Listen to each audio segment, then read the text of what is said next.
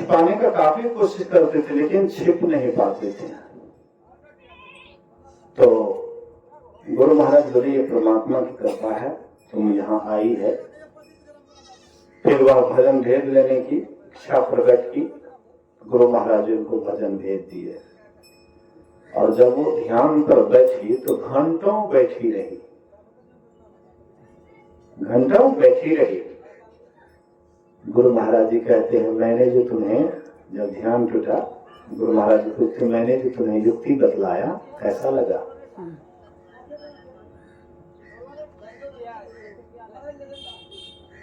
कहते हैं मैंने तुम्हें बताया हूं, कैसा लगा? बोले कि ये बहुत आसान भी है और बहुत कठिन भी है। आसान है अगर आपका मन अंतर्मुखी हो जाए, ध्यानस्थ हो जाए, भीतर में चले जाए, कुछ इसको मिल जाए, भंवरा को कुछ मिल जाता है तब गुनगुनाना छोड़ देता है। भंवरा को कुछ जब मिल जाता है तो उसका भनभनाहट बंद हो जाता है। और नहीं मिलेगा, फोन पर नहीं बैठा है तो भन भन भन भन करते रहता है, आवाज करते रहता है। बस ऐसे ही मन को अगर अंतर में कोई आनंद मिल गया, प्रकाश या शब्द या मानस्य जप या मानस्य ध्यान, कहीं भी अगर मन लग गया बढ़िया से तो मन भी एकदम शांत हो जाता है, इसको रस मिलने लग जाता है। जैसे भंवरा को रस मिलने लग जाता है तो भंवरा भूल जाता है कि कब दिन होता है और कब रात्रि होती है। बोलिए श्री सद्गुरु महाराज की।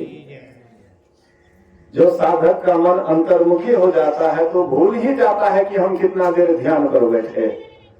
एक साधक ऋषिकेश में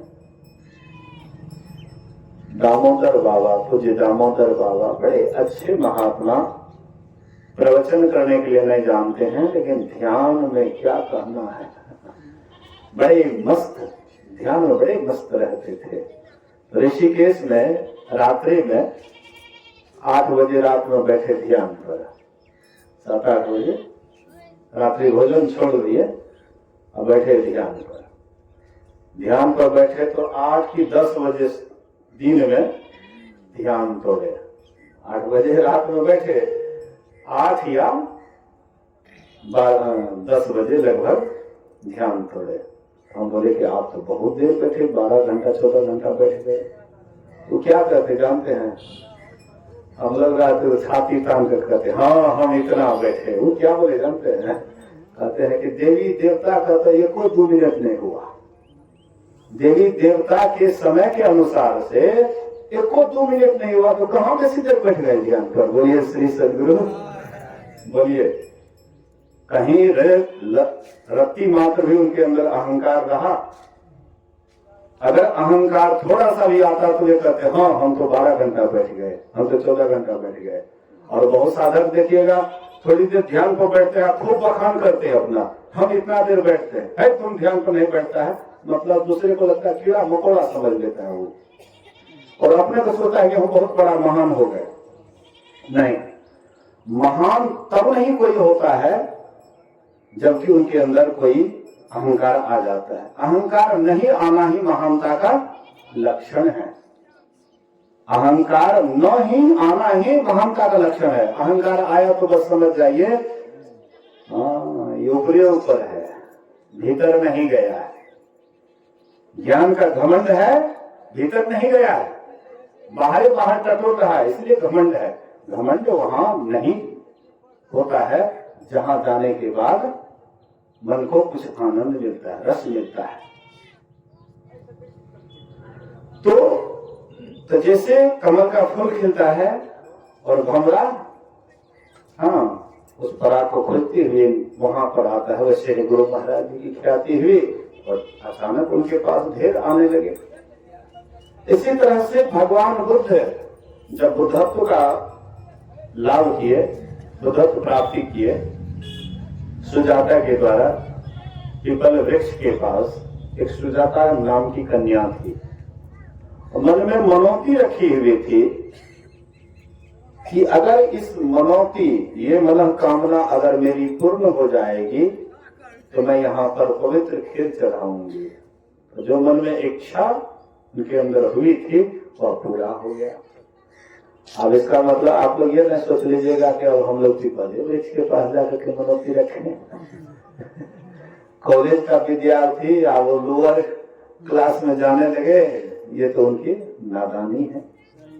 गुरु महाराज जी कहते थे कि तुम दुर्गा के पास, तो काली के पास, तो इसके पास, उसके पास जाते हो, क्या गुरु तुम्हारे अंदर तुमको पूरा नहीं कर सकता है?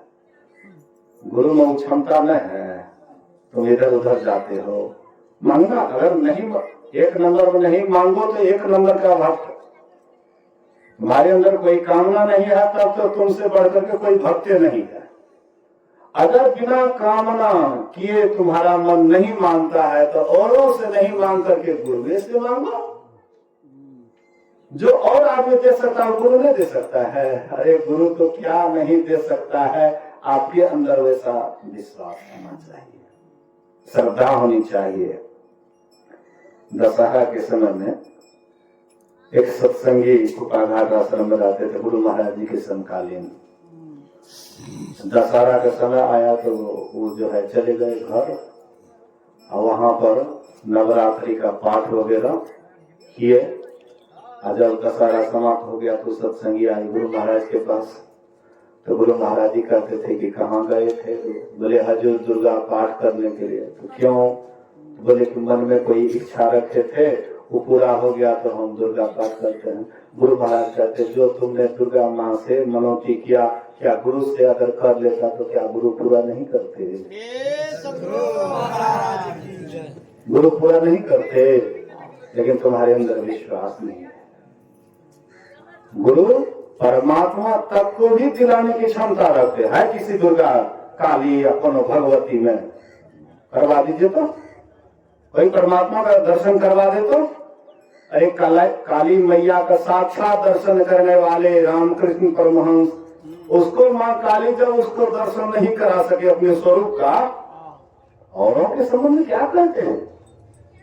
इसलिए कभी भी ऐसा काम मत कीजिए। नहीं मन माने तो गुरु से मांग लीजिए। तो वह सुजाता हो सकता है अध्यात्म ज्ञान को अधिक नहीं जानने के कारण वृक्ष के ही पास जाकर के मनोती की, और उसका पूरा हो गया। और जैसे पूरा हुआ तो वह आई खीर चढ़ाने के लिए। पूर्णिमा का रात था और भगवान बुद्ध वहां एकदम मूर्तिमान बैठे हुए थे। उनके मन में विश्वास होता है कि साक्षात वृक्ष देवता ही हमारे पवित्र खीर को पाने के लिए आए हुए हैं। विश्वास बहुत बड़ा चीज है। उनके मन में हुआ कि वृक्ष देवता साक्षात प्रकट होकर के पवित्र खीर को आए हैं पाने के लिए। कहते हैं इसको भोग लगाइए। भगवान बुद्ध कहते मैंने नियम रखा है, अन्न ग्रहण नहीं करता हूँ। भले कुछ हो लेकिन आपको खिलाना है, खाना ही पड़ेगा। मैं आपके लिए लाए हूँ और खाना पड़ेगा। बहुत जिद करती है।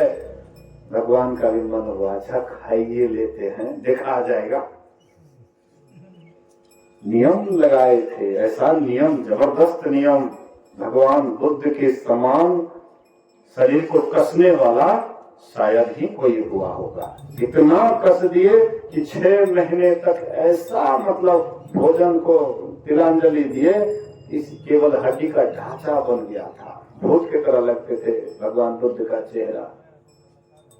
बहुत जिद करने पर भगवान का भी मन डोल गया और वह पवित्र खीर खा लिए।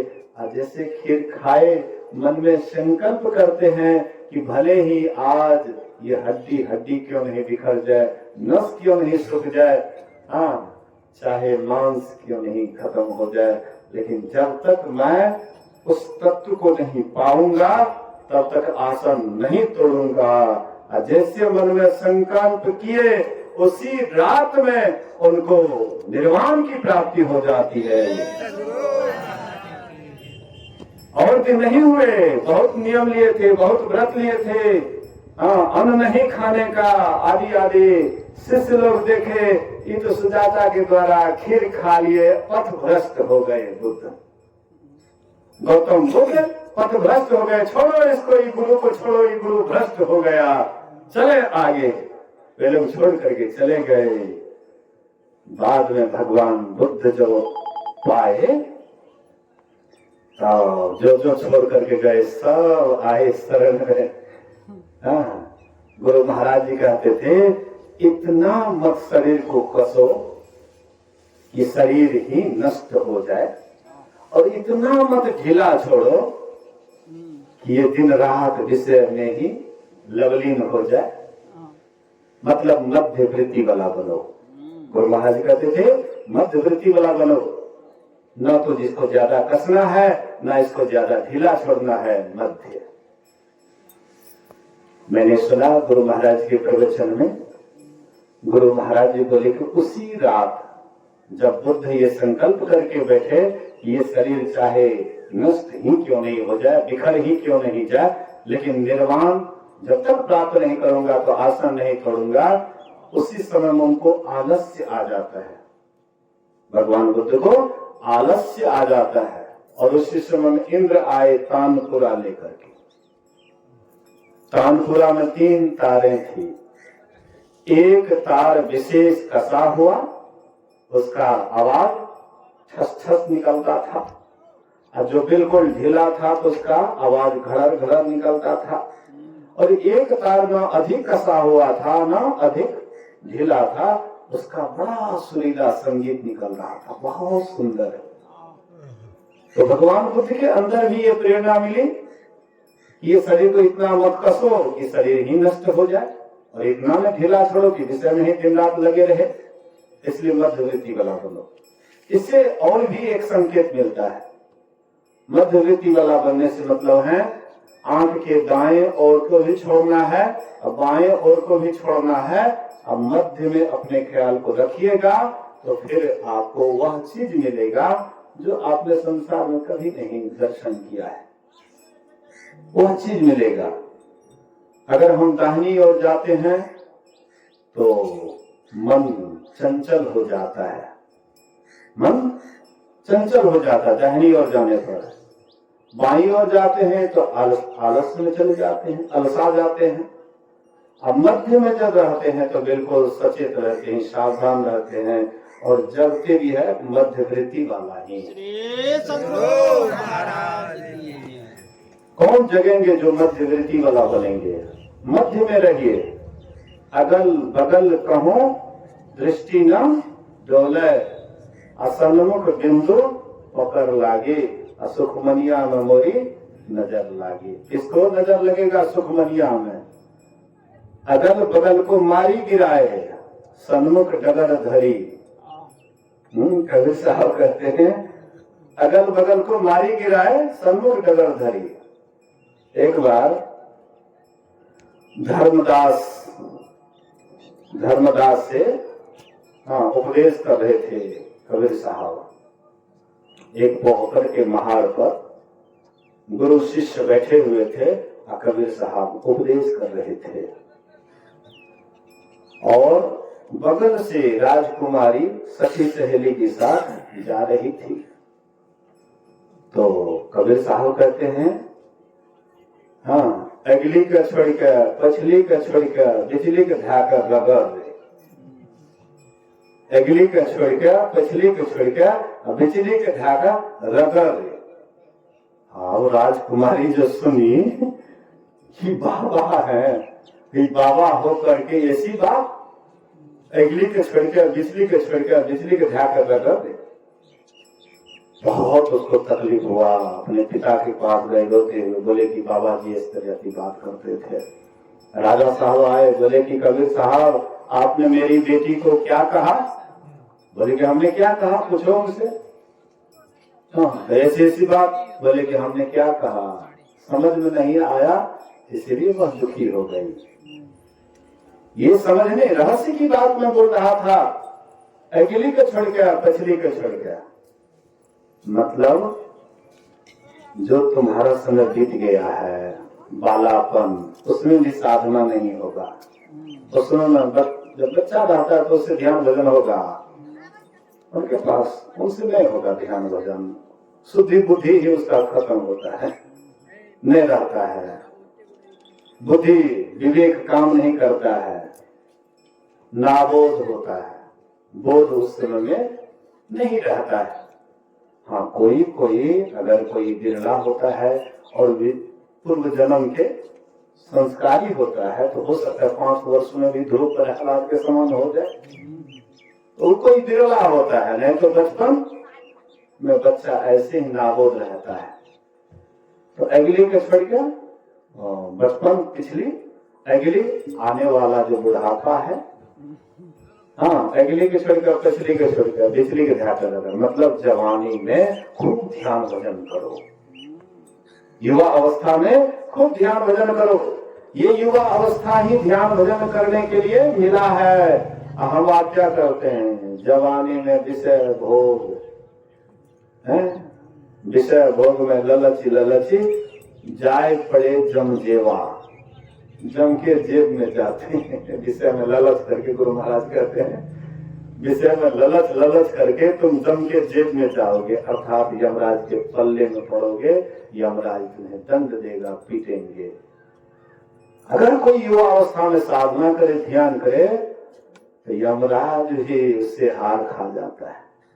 इसलिए धर्मदास जी महाराज कहते हैं, नर्तन के बा माने बढ़ाए, भक्ति करा तू जवानी में, गई जवानी आई बुढ़ापा, अकल गई तुर चुल्हानी में, प्रभु जी के आगे ना चली है भैया कोनो बहनिया ना, अरे भैया ऐसन समैया न पैबा, मानव मानव वचनिया ना। धर्मदास जी महाराज कहते हैं, मनुष्य शरीर की यही बड़ाई है, विशेषता है कि भक्ति करो तो जवानी में। हम आप क्या करते, जवानी कहते हमको फुर्सत नहीं, सत्संग में कैसे जाएंगे, फुर्सत नहीं है। लेकिन गुरु महाराज कहते थे कि किसी के पास बैठ करके गप करने का फुर्सत है तुमको, कहिए तो कितना आदमी कहेगा नहीं, के सब गप नहीं करे छे, ओहो में कोरिया टोल वाला जब दू चार बैठ गए कोरिया टोल, मतलब समझल कि नहीं करा कोरिया टोल वाला दू चार बैठ गए बिना गप के रह सके। एक बार अकबर बादशाह बोले कि सबसे बड़ा जो झूठ बोलेंगे उसको बहुत इनाम दिया जाएगा। सबसे बड़ा झूठ, झूठ भी हो सबसे बड़ा, सब बना बना करके झूठ बोलने लगे। बीरबल की बारी आई, बीरबल कहते बादशाह अपना, एक तो हमने विचित्र दृश्य देखा। क्या देखा जी? एक पीपल वृक्ष के पास 8-10 महिला बैठे हुए थे, सब के सब मौन, चुप, किसी के मुंह से चुप शब्द भी आवाज नहीं निकल रहा था, सब के सब मौन। अकबर बादशाह बोले कि सबसे बड़ा झूठ तुम्हारा है। मतलब ये कभी हो नहीं सकता है कि 8-10 महिला जहां बैठे और वहां पर घुटुल नहीं हो, जहां कबूतर का खोप है वहां पर आवाज नहीं हो, ये संभव है? बिना बोले रह नहीं सकती है। तो आपको व्यर्थ की बातों में, अब आप लोग पचवरिया टोल वाला खूब मतलब खुश हो गए होंगे, हाँ बढ़िया कहे छे पचवरिया टोल वाला। पचवरिया टोल वाला केहन छे? नहीं अपना यहाँ तो पड़ोसी यहाँ चल गए हो, फलना के केना मिले, के जितले हो, के हारले हो। व्यर्थ की बातों में समय बिता रहा है, वही समय अगर आप ध्यान दे दीजिए तो क्या खर्चा लगता है। मतलब व्यर्थ की बातों से बचिए, और जो आपके पास समय मिलता है उसको आप ध्यान में लगा दीजिए, देख लीजिए आप 1 नंबर के साधक बन जाइएगा।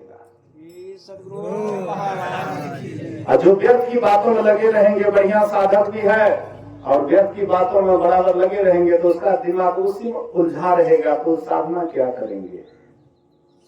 इसलिए जगजीवन साहब कहते हैं साधो सुमिरन भजन करो। ये साधो, साधो से मतलब वेशभूषा नहीं, जिनके अंदर साधना की इच्छा है, जिसके अंदर मोक्ष की इच्छा है, मोक्ष की जिज्ञासा है अंदर में कि मैं मोक्ष पाऊं, निर्वाण पाऊं, ऐसे साधक से कहते हैं साधो सुमिरन भजन करो, मन मह दुविधा आनो नहीं। मन में दुविधा मत रखो कि ध्यान करें कि नहीं करें।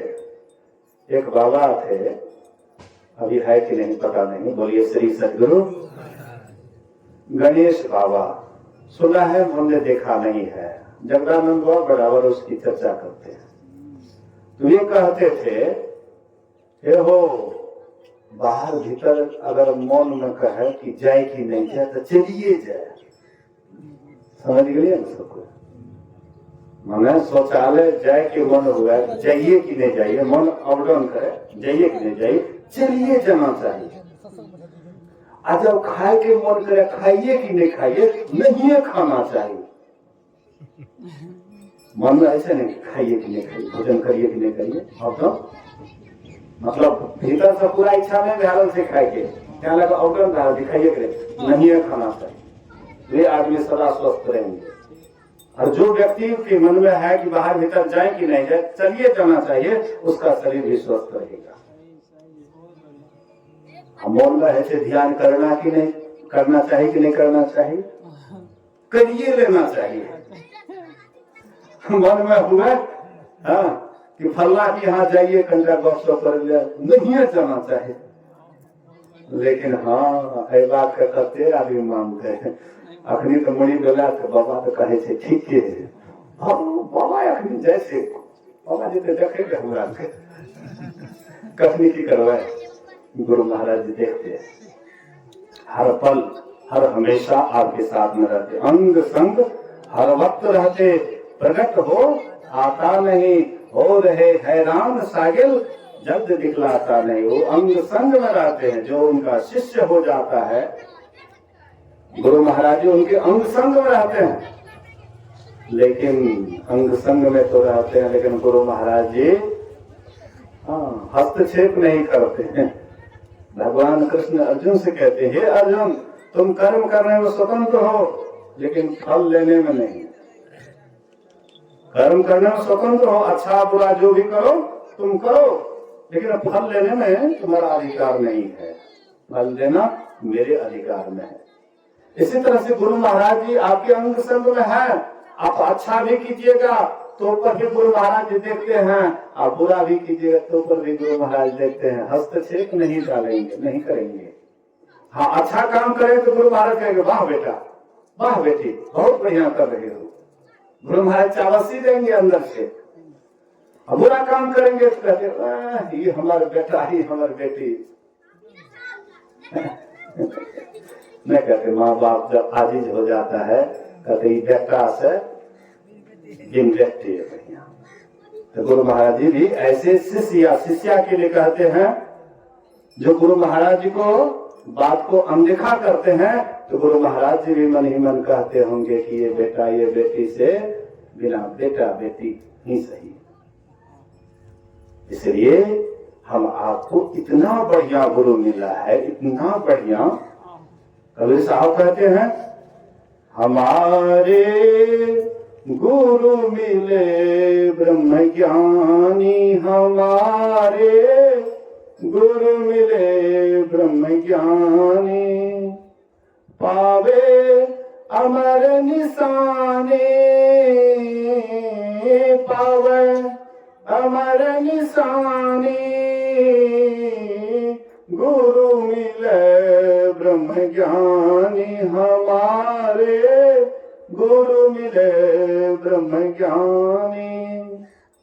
तो गुरु तो ब्रह्म ज्ञानी मिल गए, लेकिन अगर हम उस ज्ञान ब्रह्म ज्ञान को भजाएंगे नहीं, उसके अनुसार चलेंगे नहीं, तो फिर हम कैसे ब्रह्म ज्ञानी होंगे। आप लोग ये मत सोचिएगा कि गुरु शिष्य को साधारण रखना चाहता है, ऐसा हम लोग सोचते हैं।